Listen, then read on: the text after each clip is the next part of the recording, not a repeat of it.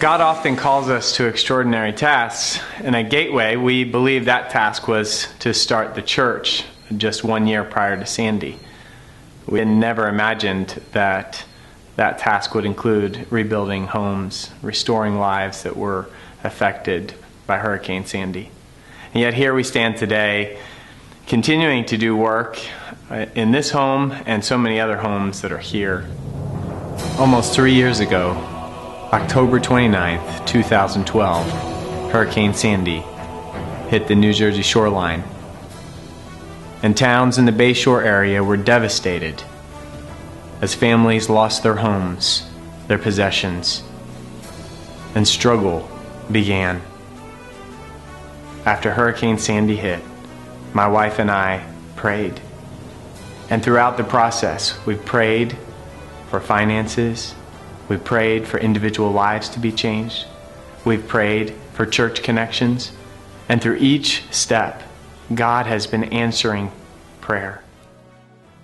One thing that has happened through Hurricane Sandy that has been a great blessing is the connection that Gateway has made with so many other individuals, making friends with people that we never would have been friends with, both here in the Bayshore area, but also in the community of God, with so many churches coming and working alongside of us.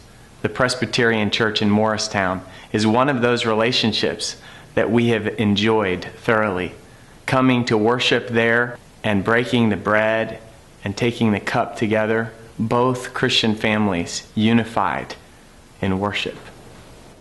Through disaster, God gave us the unique opportunity to help individuals in town. One of those relationships that we found through that was Bob and Pamela Vasquez. And I had the great opportunity to be able to baptize them in the very water that almost took their lives. We would be nowhere without the help of all the volunteers that have come in. The volunteers, the monetary donations, and it's been so important to us. Our house was built with the love and of all these people who've just come in to help us. And everywhere we look at our home, we see their faces. Our one daughter had a sign made for us. It says, "The house is made of bricks and beams. Our home is made of love and dreams." And that's pretty much says it all. We understand the Bible tells us that we need to be the hands and feet of Christ. And for us to actually have lived that for the last year and whatever, to have so many hands and feet coming through our lives, it has really shown us firsthand what that means. You know, how do you lose your home and all your possessions and still remain positive? And the answer is very simple. It's our faith in Jesus Christ that keeps us positive. We look at losing our home and what we went through as an absolute blessing. But after going through the storm and having these people come in, these volunteers come in and share that love with us, bringing us to Christ, is an opportunity and something that is just wonderful. Can't stress enough that it's the people who entered our lives are the ones who really showed us what life was about. We lost everything. Everything we owned was gone the night of the storm. But we've gained so much more. It's the most unexpected thing of how God uses tragedy to bring about hope in people's lives and how He grows His kingdom and His church. Union Beach is a town of about 2 square miles, and approximately 6,000 people live here with 2,200 homes. When Hurricane Sandy hit, 85% of the homes in Union Beach were affected. On the initial storm surge that came in, over 90 homes were washed away. People were literally in their homes, swimming for their lives.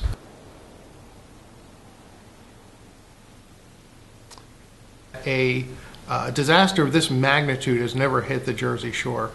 Many of the infrastructure and resources that would have been used to provide assistance were gone.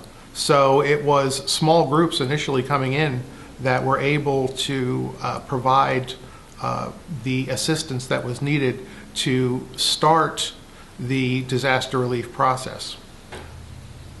One of the things that we've learned over the past 3 years is that disaster relief organizations as a whole, they respond to the initial disaster. However, the long-term recovery is often left to the residents themselves. These are not the typical homes that people associate with the Jersey Shore. These are blue-collar, working-class communities.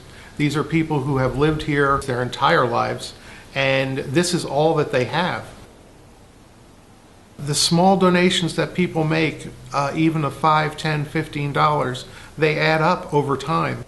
To demolish a home, it may cost a resident $20,000 to $25,000, but we've been able to do a job where volunteers can come in and take the house apart by hand and just pay for the cost of the dumpsters, which is only a few $1,000s. So as volunteer coordinator for Gateway Disaster Relief, I have an opportunity to interact not only with the tens of thousands of volunteers who have been with us in volunteering in the past, but also the homeowners, the people that they directly serve. And all of the people that are here, this isn't their second home, this isn't a vacation home for them. These are all families that have been displaced now for almost 3 years out of their home and having to find a place to live. You can see the desperation that is within them, because at this point in time there's virtually no rental assistance. So these unfortunate people are having to pay their mortgage, which the bank insists that they continue to make payments on, even if it's just an empty lot with a house that's been demolished. And that's just been almost insurmountable for a lot of people to have been able to carry the burden. So much so that Union Beach has the dubious distinction of having the most amount of families that have left the community as a direct result of the storm. Over 140 families have left because they cannot afford to rebuild. Those that come to us, it's just a fact of life that they're basically people who have no other place to turn.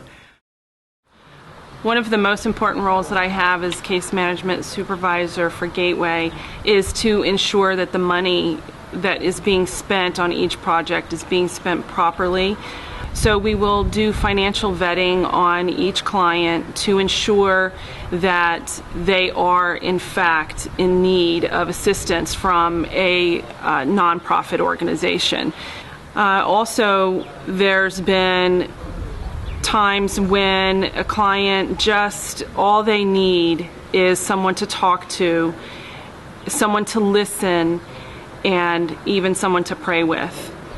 I had a client in a couple weeks ago who really all I could do for her was to pray with her.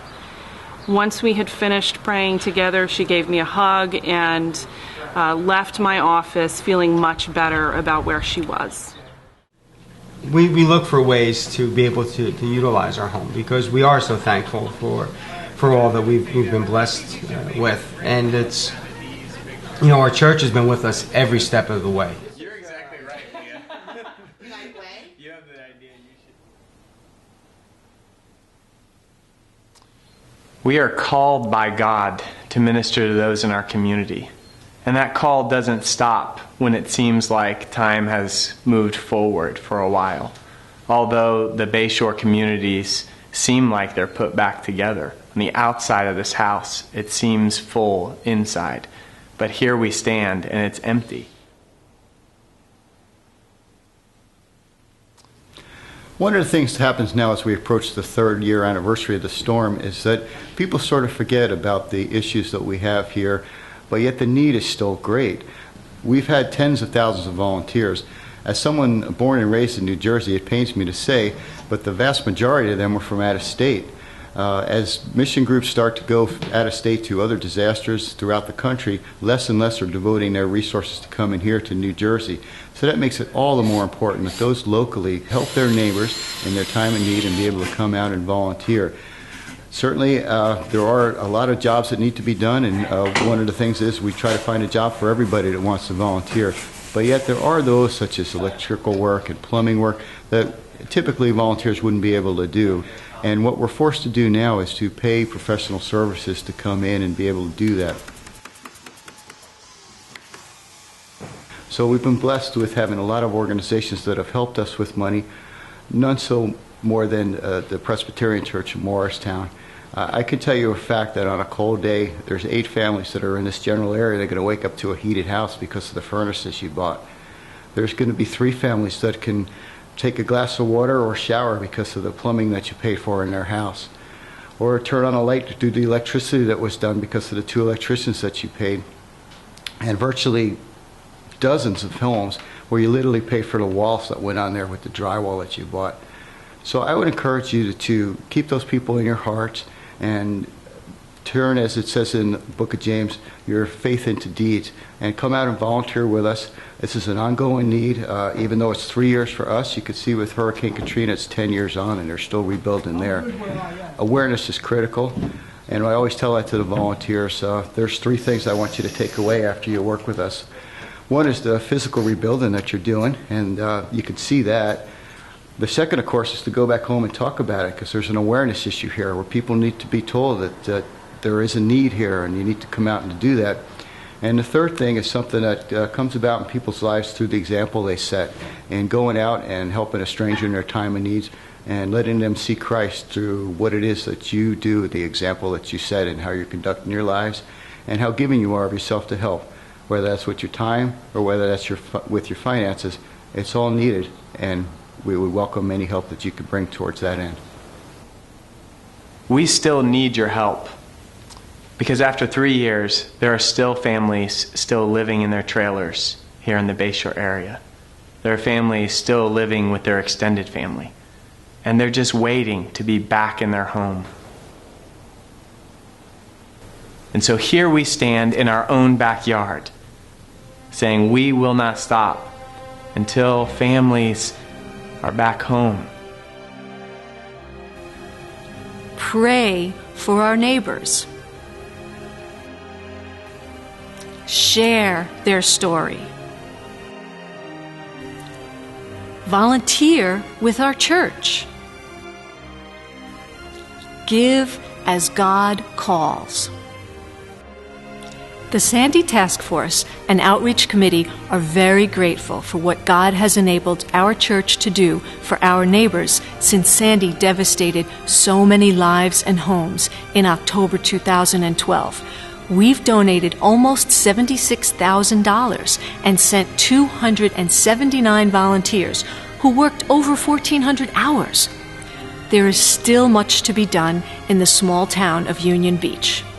300 homes are in need of major repairs. There are 180 homes awaiting demolition. Through our partnership with Gateway Church of Christ, 221 homes out of 500 have received certificates of occupancy. These numbers and this video affirm that the long-term support we promised to the Sandy recovery effort in Union Beach remains a critical mission for the Presbyterian Church in Morristown. Our support and prayers are vital to people who have not returned to their homes. Financial assistance and volunteer workers are essential to complete our goals. The call to action is to acknowledge the presence of Christ in your life and allow it to flow to others in need. Sign up to volunteer or donate on our website by contacting our church office. Thank you for your past contributions and continued support.